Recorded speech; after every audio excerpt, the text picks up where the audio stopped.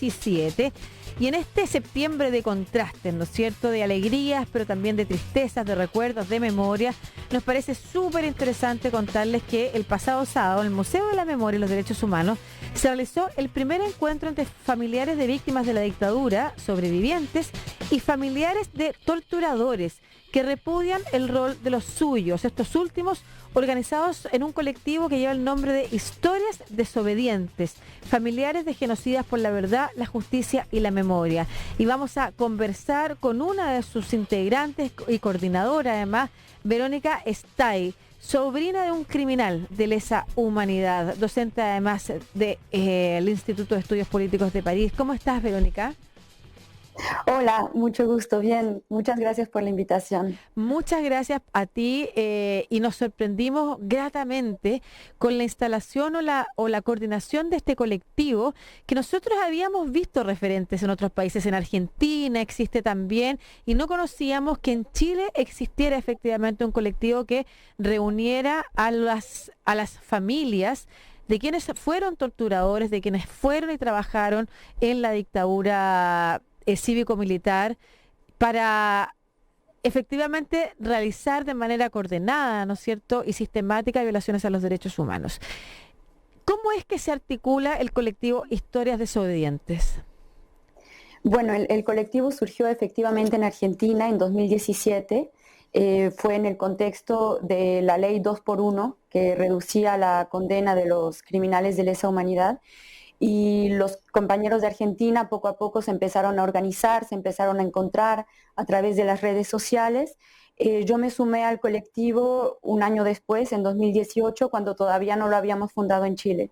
Pepe Robano, un compañero de Chile, fue el primero en sumarse al colectivo de Argentina, y yo también, primero con este grupo que era como la casa madre, cuando todavía no teníamos el equivalente en nuestro país. Y en 2019, cuando ya nos habían contactado otros 4 o 5 compañeros, decidimos fundar el brazo chileno del colectivo, siempre vinculados con el colectivo en Argentina y trabajando de manera muy estrecha. Y debo decir que este colectivo es el primero en la historia de los grandes crímenes de masa que se constituye como actor político en torno a los familiares de responsables de crímenes de lesa humanidad, de genocidas. Y también quiero agregar que no solamente el colectivo se ha extendido a Chile, sino también a Uruguay, a Paraguay, a El Salvador, a España, a Brasil, y hace poco tuvimos contacto también con algunos descendientes de nazis, todos con los mismos principios que según las particularidades regionales varían los objetivos, pero los mismos principios que son memoria, verdad y justicia, no al negacionismo, y no nos reconciliamos mientras no haya reparación para las víctimas y sanción para los culpables. Qué importante, qué significativo, qué grande también el gesto, ¿no es cierto?, de poder revisar tu propia historia y en vez de querer mirar para el lado, como ha pasado mucho en Chile, no sé, tú me puedes contar también las experiencias en el resto del mundo, pero en Chile yo no sé si por razones vinculadas a el enriquecimiento de muchas familias de civiles que participaron como cómplices de la dictadura, ¿no es cierto? Y quienes nunca además dejaron de participar y pertenecer a los grupos poderosos haciendo política en nuestro país, u otras razones que tú me puedes contar, vinculados también a las lealtades, comillas, lealtades familiares.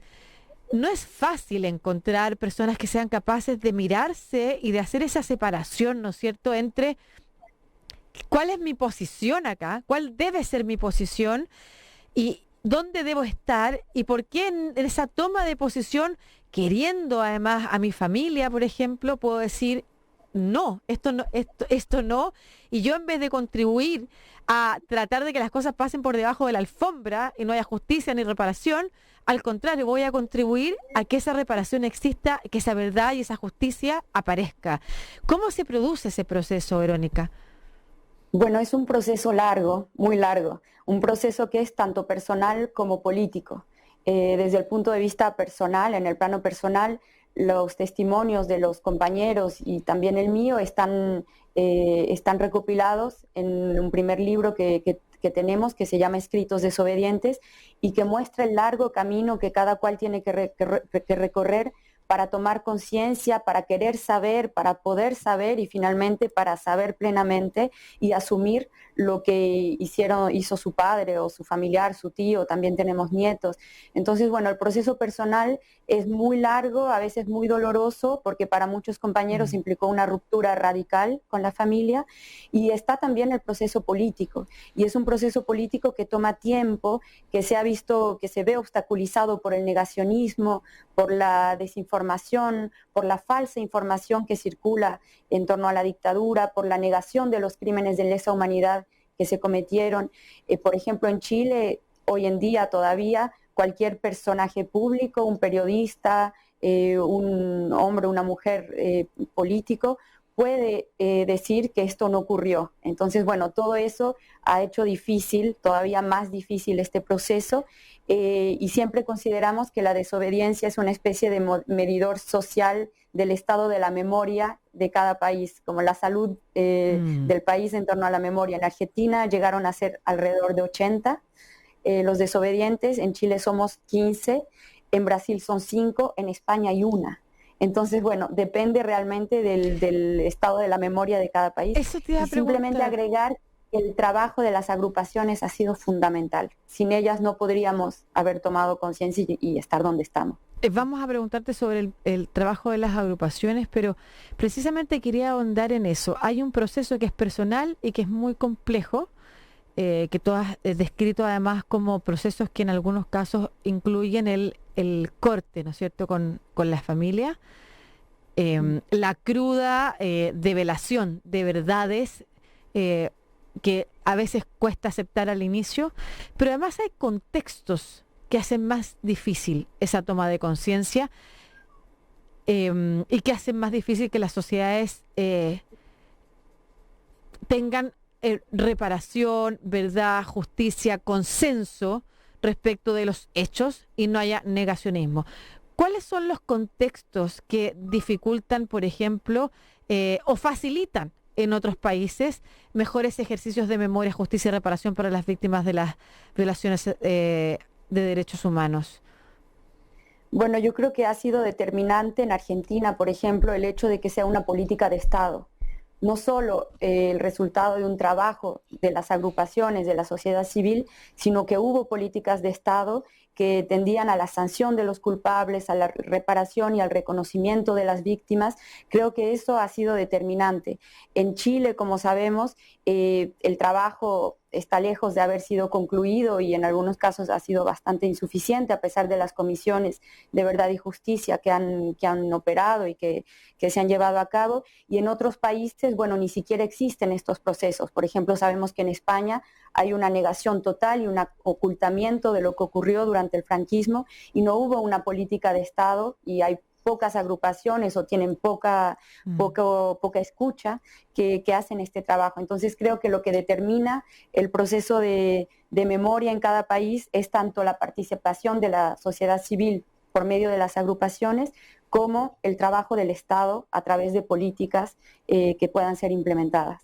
Me imagino que considerando todo lo que nos has dicho, también hay un doble vínculo, ¿no es cierto?, en calidad de persona y tu relación con la humanidad, como también en tu calidad de ciudadano o ciudadana con una visión política de las cosas, de la democracia, tu preocupación por lo público, que forma parte también de los por qué es importante que existan estas agrupaciones. O sea, hay una cosa que tiene que ver con lo personal y con cómo yo también, no sé si les sucede, pero no sé si sienten en algún momento algún grado de responsabilidad también por los hechos que los hace querer impulsar acciones de reparación a las víctimas de los derechos humanos cuando se han descubierto o se reconocen como familiares de personas que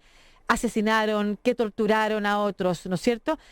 Cuéntame de eso también, sobre la pregunta del por qué es importante hacer ejercicios de memoria y trabajar colectivamente en un país y hacerlo desde el ser familiar de alguien que estuvo vinculado con estos crímenes. ¿Por qué es importante hacerlo? Pero ¿por qué es importante hacerlo?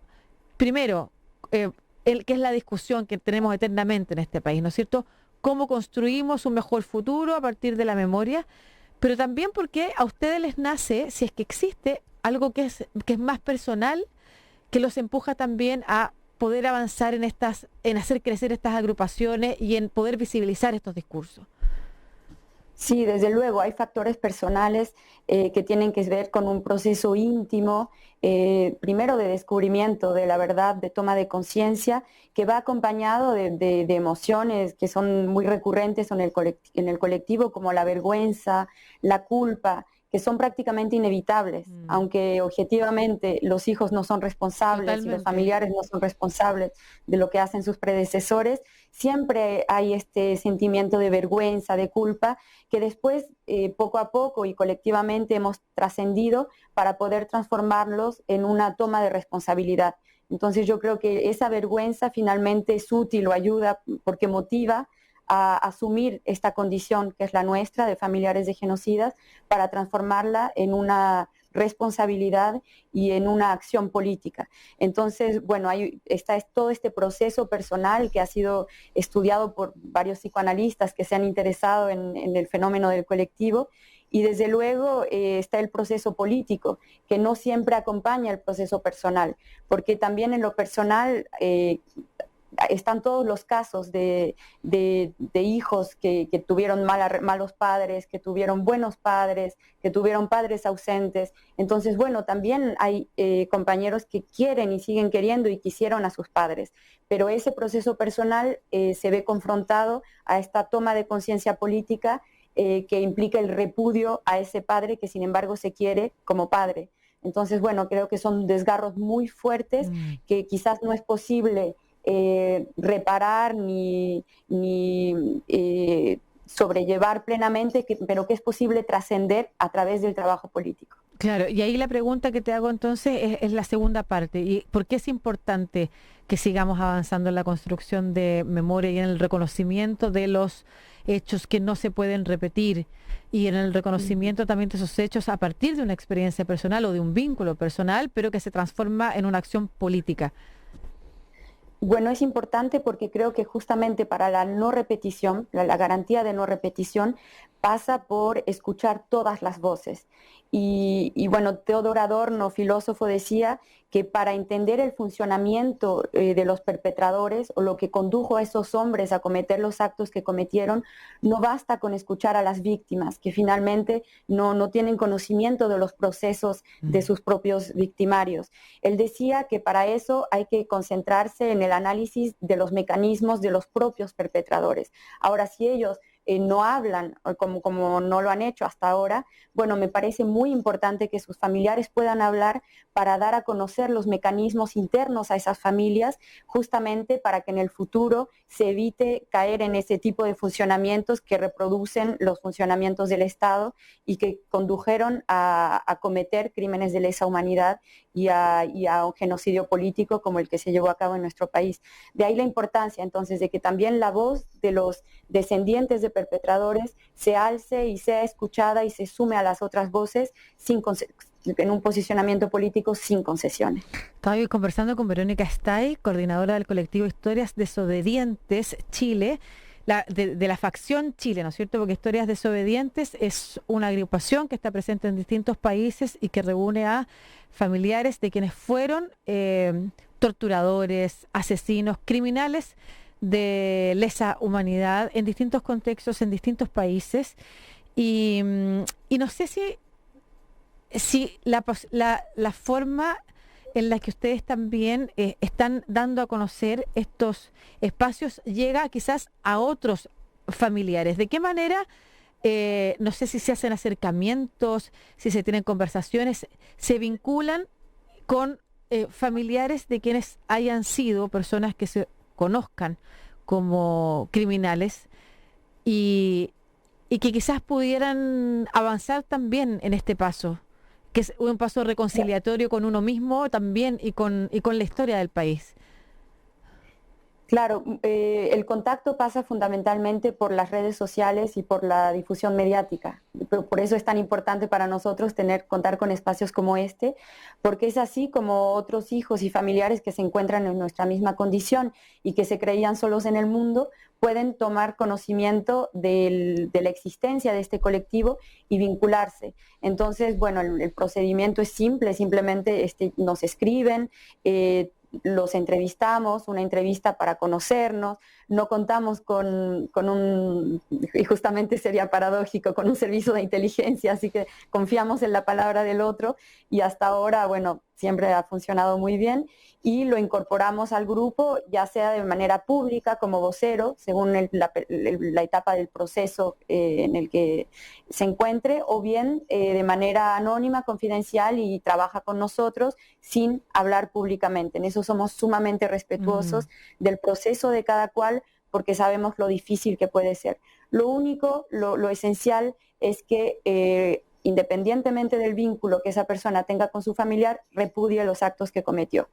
Estoy leyendo, estamos viendo los videos que en paralelo a nuestra conversación estamos dando como de manera rotada, ¿no es cierto, Verónica? En la que, o lupeada, como decimos en televisión, en la que se repite una y otra vez las imágenes con sus relatos. Por ejemplo, porque no nos negamos rotundamente a transmitir este legado a las próximas generaciones, somos desobedientes y tenemos una historia que contar, que es parte del video del colectivo.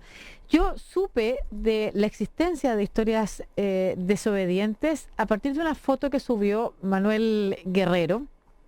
Manu Guerrero lo hemos entrevistado acá, ¿no es cierto? Hijo de uno de las víctimas de uno de los crímenes más emblemáticos de la dictadura, el caso de Gollados, quien ha trabajado también como activista de derechos humanos. Y me pareció de alguna manera que la foto contigo representa una especie de triunfo también, como no solamente de espacios de sanación, sino que como de ciertos triunfos que a nivel institucional no se han podido dar o consolidar, como tú bien señalas, producto de los distintos contextos que han impedido avanzar en verdad, justicia y reparación, pero que a través de estos gestos nos vamos dando cuenta que van como sembrando flores, sembrando semillas que luego florecen y generan espacios de mejor convivencia, de mejor trato, de un mejor futuro incluso. Y esto lo menciono como un antecedente para que tú nos cuentes cuál es la relación que hay entre Manuel Guerrero y tú. Sí, claro. Bueno, para mí el encuentro con Manuel Guerrero fue sumamente significativo, muy, muy importante, muy emocionante, muy conmovedor. Eh, yo soy sobrina de Miguel Estay, el Fanta, en el asesinato de Guerrero Paradinatino, en lo que se conoce como el caso de Gollados. El Fanta era un militante del Partido Comunista que primero bajo tortura empezó a colaborar con sus captores y que después se involucró plenamente y con toda conciencia en la ideología de la dictadura. ¿Me siguen escuchando? Sí, te seguimos escuchando. Perfecto. Perdimos tu imagen, pero te seguimos escuchando. Entonces, bueno, yo al mismo tiempo, mi historia es particular dentro del colectivo porque también soy hija de sobrevivientes de la dictadura, que estuvieron presos, fueron torturados, salieron al exilio, entonces tengo este doble vínculo. Como hija de expresos políticos, soy vicepresidenta de la Asociación de Expresos Políticos Chilenos en Francia, pero como sobrina de un responsable de crímenes de lesa humanidad, además sumamente emblemático y sumamente conocido, me parecía indispensable alzar la voz asumiendo también esa parte de mi historia. Si bien yo no lo conocí, si bien no tuve un vínculo afectivo con él, la carga que tiene mi apellido es tal que me parecía importante asumirla abiertamente y alzar la voz junto con mis compañeros desobedientes. Ahora, el encuentro con Manuel Guerrero justamente para mí es el triunfo, como tú decías, es el triunfo de lo humano, el triunfo de lo humano, más allá de las políticas de memoria insuficientes, más allá del trabajo institucional, es el triunfo de un vínculo de lo que tenemos como esencia de lo humano, de la solidaridad, de la fraternidad, la sororidad. Por eso me parece tan significativo y tan importante, y tan emblemático fue el crimen como emblemático ha sido este encuentro. Así que espero que permita a mucha gente, le permita a mucha gente reflexionar sobre su propia posición y sobre su propio posicionamiento frente a lo que ocurrió durante la dictadura, y darse cuenta que no es pasado sino presente, porque aquí estamos los descendientes para tomar posición al respecto. Y que hay caminos que pueden ser mejores que están negando, y que son los de reconciliarse con la propia historia para reconciliarse con un futuro distinto a través de estas acciones. Y cuando me refiero a reconciliarse, no me refiero a esa forma de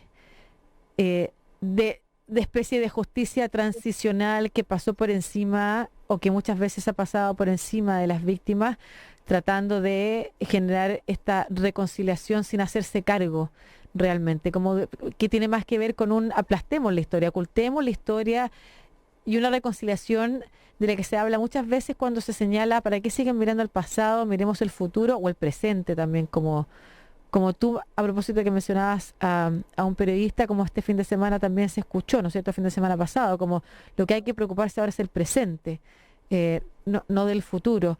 Y así es que esta supuesta reconciliación que se espera de un país no llega nunca. Las heridas no sanan si no son bien curadas. Pero en este contexto en particular estoy hablando de las reconciliaciones personales con las propias historias, cuando se intentan negar las propias historias o las historias de sus familiares. Y hay maneras distintas de enfrentar ese proceso, y a enfrentarlo acompañados y acompañadas además de organizaciones como la que tú coordinas. Voy a leer nomás un extracto de la imagen que estábamos mostrando, que pone Manuel Guerrero en su Instagram. Dice: en la imagen estoy en el Museo de la Memoria y los Derechos Humanos junto a Verónica Stay Stange, sobrina de Miguel Stay Reino, el Fanta. Su tío participó en el secuestro y asesinato de mi padre, y ella ha cargado ese apellido con vergüenza y dolor. Desde hace algunos años participa en Historias Desobedientes, que reúne a familiares de genocidas que han dado el paso de desmarcarse de las acciones que realizaron sus familiares y colaboran con la denuncia y las causas judiciales para establecer la verdad, que las víctimas obtengan justicia y reparación, y sus familiares el castigo que establecen los tribunales. Todos caminos que no son fáciles, dice, pero aquí estamos juntos, a pesar de todo, para que el nunca más no sea solo una consigna, sino que una práctica transformadora. ¿Dolor? Sí, pero también esperanza en estos pequeños grandes pasos. Bueno, y con eso terminamos, Verónica, esta conversación muy emotiva. Muchas gracias. Pero muy sensible, me imagino, para ti también, para mí, en contextos Sí, claro, complejos, además yo decía en un mes complejo, pero sin perder nunca la esperanza. ¿Alguna reflexión, querida, o si quieres también un llamado a participar o a colaborar con la difusión?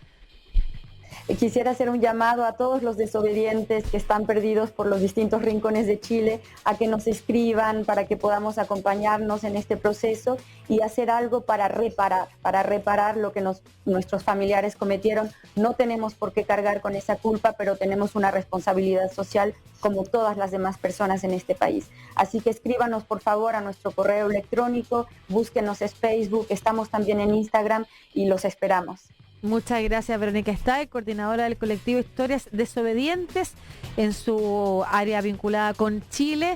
Ya sabemos que están en Argentina, en España, en distintas partes del mundo, en Brasil también. Y por supuesto que nos sumamos a la búsqueda de más personas que quieran contribuir con lo que las instituciones no han hecho hasta ahora. Un abrazo grande, que tengas un buen fin de semana. Un abrazo. Chao. Muchas gracias. Gracias a ti. Chao. Informarse es central en nuestra estación. Sigues en Estación Central, USACH 94.5.